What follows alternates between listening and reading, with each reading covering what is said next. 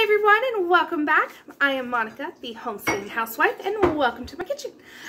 Today we're going to be making the apple onion chutney that I was telling you about on my last chutney video. I will leave that linked above. It is coming out of this canning book, but it is not the exact recipe.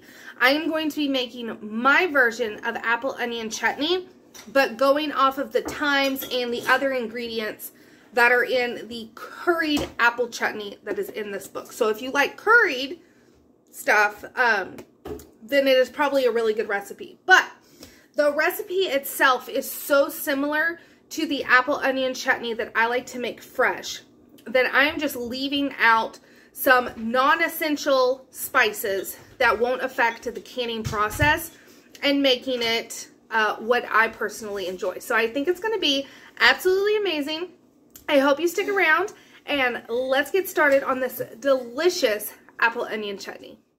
Okay, so in my heavy bottom pot, I have 4 cups of white vinegar, 8 cups of chopped and peeled apples, 5½ cups of raisins, and then we are going to be adding 4 cups of packed brown sugar, and then we will also be adding a cup of chopped onions. Now, this is going to go on a medium-high heat until it comes up to a boil, and then we are going to reduce it down to a simmering boil for 30 minutes, and then I'll bring you back.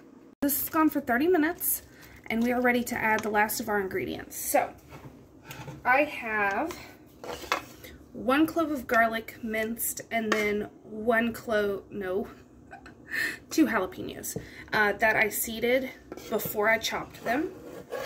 So throw them in. And then to this, I am adding 2 teaspoons of salt. This is actually a salt and pepper mixture, so, but that's okay. It's not going to matter in this recipe. Just make sure whatever salt you're using, it's non-iodized.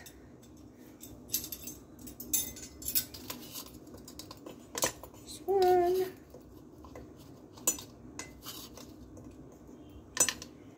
2. And then we want 2 teaspoons of allspice.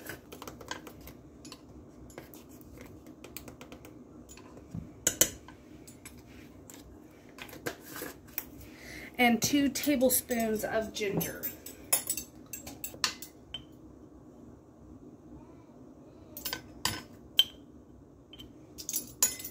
Okay, so now we're going to get this stirred up, and it's going to go back up to a just gentle boil for an additional 15 minutes, and then this is going to get canned up. So while this is doing its last round of cooking, we're going to go ahead and get all our jars heating up, the canner heating up. It will be water bath canned.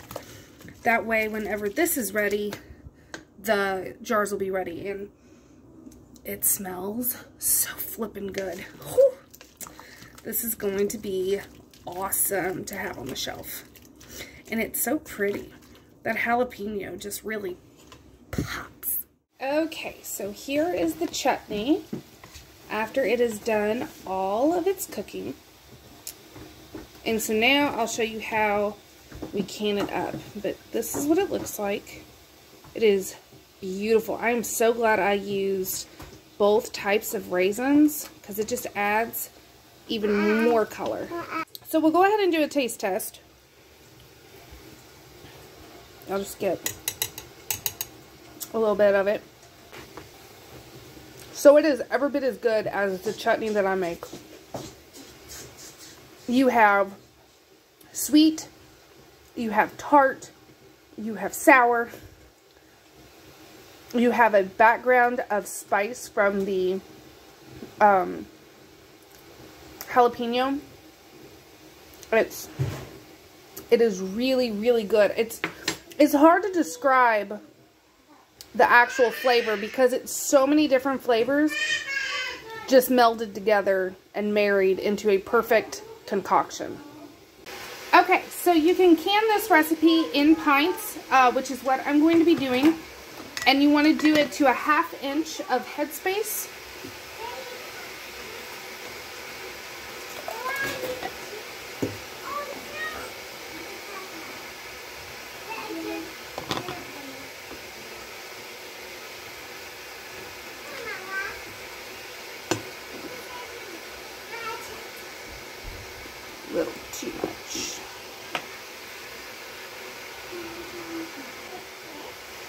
we're at a 1/2 inch of headspace. And since this is really chunky, we're going to go ahead and just debubble.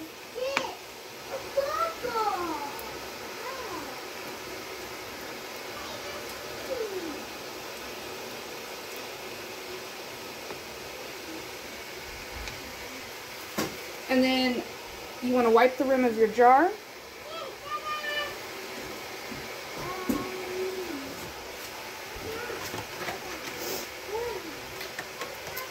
Lid.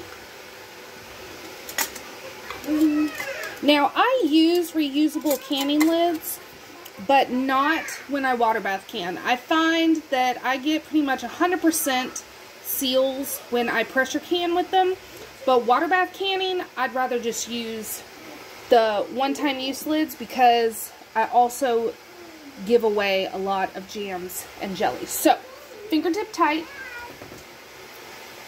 Here it is, absolutely gorgeous.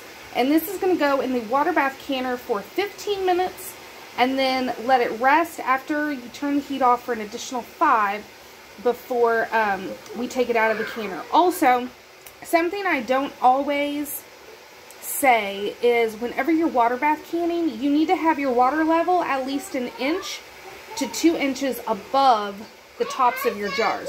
So make sure that you're doing that as well. Guys, so I ended up getting 5 pints and 1/2 pint out of that batch. They sealed beautifully. They've already been cleaned up. They have been labeled and they are ready to go in the pantry. I am so excited to have this on my shelf, and it just looks, it doesn't do it justice. It looks beautiful. You see the different colors of the raisins in there. This stuff is going to be a keeper for sure. And I will definitely bring you along for recipes whenever I go to use it.